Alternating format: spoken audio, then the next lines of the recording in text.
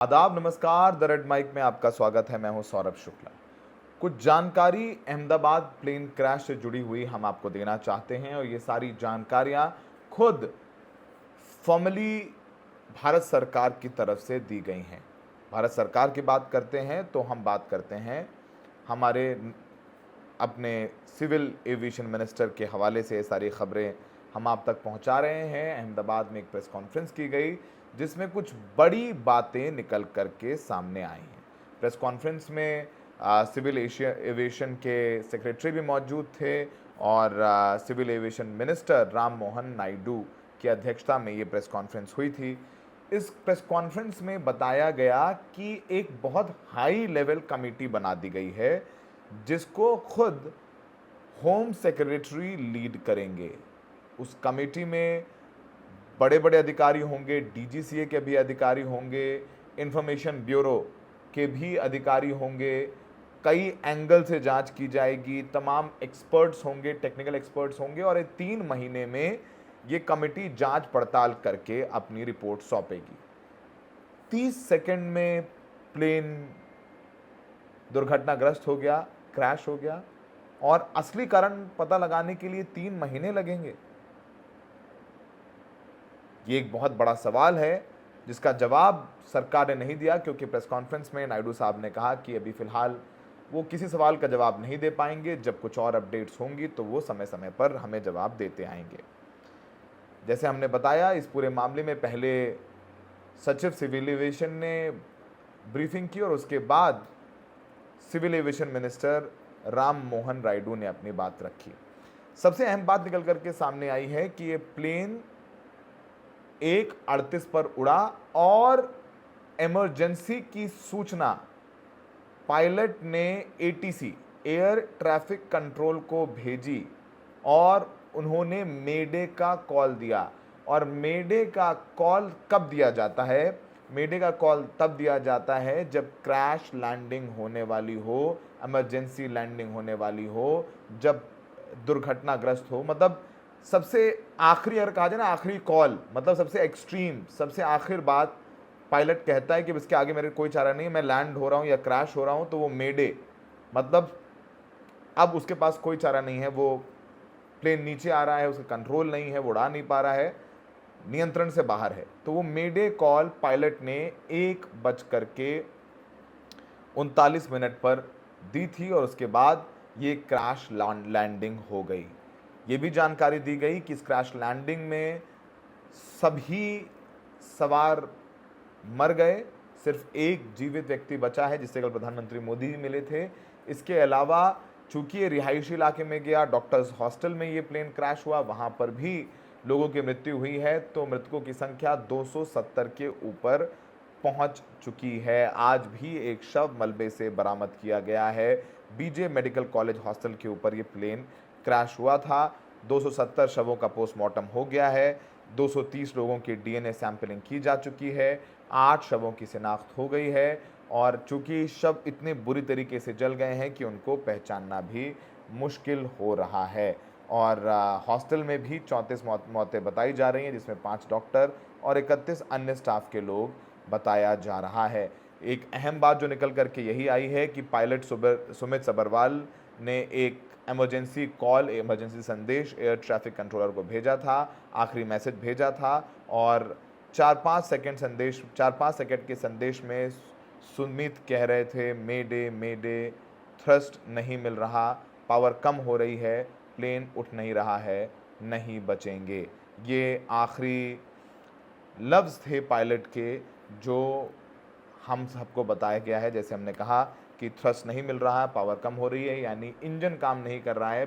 Pilot 650 metre ऊपर गया और उसके बाद वो और ऊपर नहीं जा पा रहा था और प्लेन नीचे आकर के क्रैश हो जाता है। ये आखिरी संदेश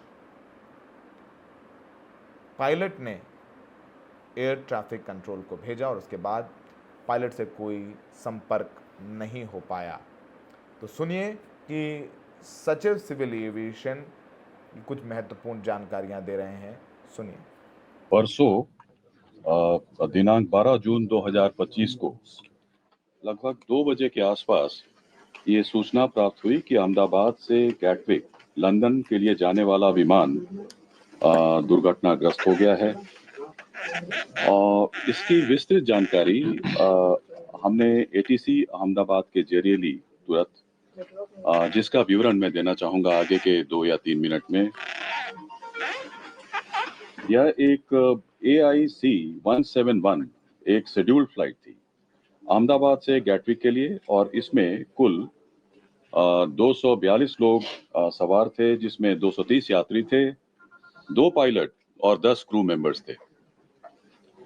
इस विमान ने दोपहर 1:39 टेक ऑफ किया था और कुछ ही सेकंड्स में लगभग 650 फीट की ऊंचाई पर पहुंचने के पश्चात यह सिंक करने लगा, अर्थात ऊंचाई खोने लगा था। 1:39 में पायलट ने अहमदाबाद ATC को उसने मे डे अर्थात फुल इमरजेंसी की सूचना दी थी। ATC के अनुसार जब उसने विमान से संपर्क करने की कोशिश की, उसका कोई उत्तर नहीं मिला।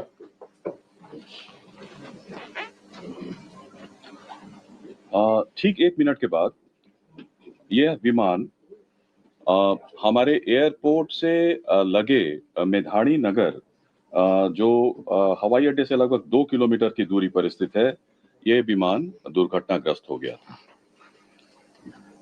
विमान की कप्तान कैप्टन सुमित सबरवाल थे और प्रथम अधिकारी थे क्लाइव सुंदर। और पूरा घटना स्थल को सुरक्षित कर लिया गया है। हमारा फ्लाइट डेटा रिकॉर्डर, जिसको ब्लैक बॉक्स के नाम से भी जाना जाता है, वो मिल गया है। इन्वेस्टिगेशन पूरी तरीके से स्मूथली चल रहा है। जहां तक AIB दुर्घटना के कारणों और तकनीकी पहलुओं पर जांच करेगा, एक और हाई लेवल कमेटी का गठन किया गया है, जिसके बारे में सोशल मीडिया में भी हम लोगों ने इस तथ्य को साझा किया है, गृह सचिव की अध्यक्षता में। इसमें केंद्र और राज्य सरकार के अधिकारी सम्मिलित हैं। यह कमेटी दुर्घटनाओं के कारणों के साथ साथ भविष्य में एविएशन से सेफ्टी और एविएशन सेफ्टी को और सुदृढ़ और इसको कैसे मजबूत बनाया जा सके, इसकी अनुशंसा करेगी। आपने सिविल एविएशन के सचिव को सुना, वो अपनी बात बता रहे हैं। इधर ये हाई लेवल कमेटी भी बना दी गई है, जो विभिन्न एंगल्स पर जांच करेगी। ब्लैक बॉक्स मिल गया है, ये भी प्रेस कॉन्फ्रेंस में बताया गया कि कल शाम 5 बजे ब्लैक बॉक्स मिल गया है। जो डिजिटल रिकॉर्डिंग है वो भी दे दी गई है, और इसके अलावा ये सारी बातें हैं। और ये बहुत बड़ी खामी की भी बात निकल कर के सामने आई है कि कैसे 30 सेकंड का क्रैश की जांच में 3 महीने लगेंगे। शायद सरकार बहुत गहनता से जांच करना चाहती है, बहुत तमाम पहलुओं के साथ जांच करना चाहती है, पर फिर भी 3 महीने लग रहे हैं। खैर, फिलहाल शायद सरकार नहीं चाहती है कि किसी भी तरीके की कोई कमी जांच में रह जाए। और इस पूरे मामले में सिविल एविएशन मिनिस्टर ने भी अहम बातें कही हैं। उन्होंने प्रेस कॉन्फ्रेंस में कहा कि वो समझते हैं कि जिन्होंने अपनों को खोया, उन अपनों को खोने का दर्द क्या होता है। और बहुत सारी बातें हैं, बहुत सारे पहलू हैं जिन पर उन्होंने अपनी बात रखी। उन्होंने यात्रियों की भी लिस्ट देखी है। प्रधानमंत्री मोदी भी पहुंचे थे, उन्होंने ये भी प्रेस कॉन्फ्रेंस में बताया। और प्रधानमंत्री मोदी जो एक सर्वाइवर है उनसे मिले। उसके बाद गुजरात के पूर्व मुख्यमंत्री विजय रूपाणी भी प्लेन में मौजूद थे। उनके परिवार वालों से भी जाकर के प्रधानमंत्री मोदी ने मुलाकात की है। तमाम कहानियाँ सामने हैं। जिनकी मौत हो गई, वो 270 से ज़्यादा लोग अब कहानियाँ बन चुके हैं। परिवार वाले सिविल हॉस्पिटल में इंतज़ार कर रहे हैं। कुछ के अंदर दुख है, कुछ गुस्से में हैं, कुछ समझ नहीं पा रहे हैं क्या कहना है। कोई पढ़ने जा रहा था, कोई शादी के बाद अपने पति से मिलने जा रहा था, कोई नौकरी के लिए जा रहा था, कोई घूमने के लिए जा रहा था। तमाम कारणों से लोग लंदन जा रहे थे और ये प्लेन क्रैश हो गया। प्रेस कॉन्फ्रेंस में ये भी बताया गया कि जो सिविल एविएशन सचिव हैं, उन्होंने कहा कि ये फ़्लाइट पेरिस से दिल्ली आई थी और फिर दिल्ली से अहमदाबाद। और जब पेरिस से दिल्ली आई, फिर दिल्ली से अहमदाबाद आई, तो फ्लाइट में किसी भी तरीके की कोई समस्या नहीं नोटिस की गई थी और उसके बाद जब वो टेक ऑफ हुई तो क्या हुआ उसकी जांच अब में 3 महीने लगेंगे जिसकी बात अभी प्रेस कॉन्फ्रेंस में कही गई है। सुनिए हमारे सिविल एविएशन मिनिस्टर ने और क्या कुछ कहा। Last 2 days have been very difficult, especially in the ministry and for everyone else. The accident that has happened near Ahmedabad airport shook the entire nation. And my deepest condolences to all the families who have lost their loved ones in the incident.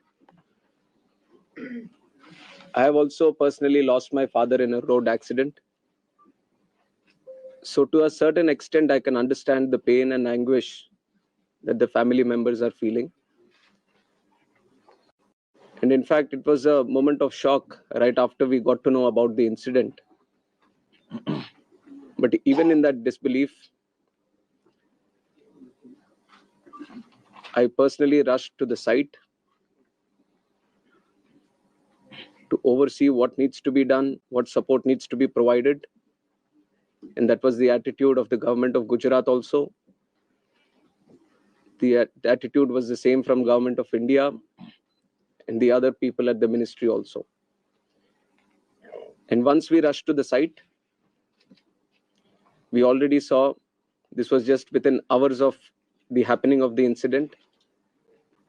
So once I arrived at the site, the government of Gujarat already put in the necessary rescue teams, the response teams from all the concerned departments were working on ground actively, trying to rescue whatever is possible, trying to cut down the fire and to move the debris so that the bodies can be sent to the hospital at the earliest. And with the timely response, things were able to move much faster than as was expected after looking at how the crash has happened at the site. And from the ministry, taking utmost seriousness of the incident, the Aircraft Accident Investigation Bureau, which was formed specifically to look into the accidents that happen around aircrafts, was immediately mobilized. And the GO team from the AIB, including 5 members constituting DG AIB, was also immediately rushed to the site to start the investigation process. And since day one, within hours itself, the AIB has started its process of investigation. And yesterday, they have added 2 more members to the investigation, one from the forensics team, one from the medical team.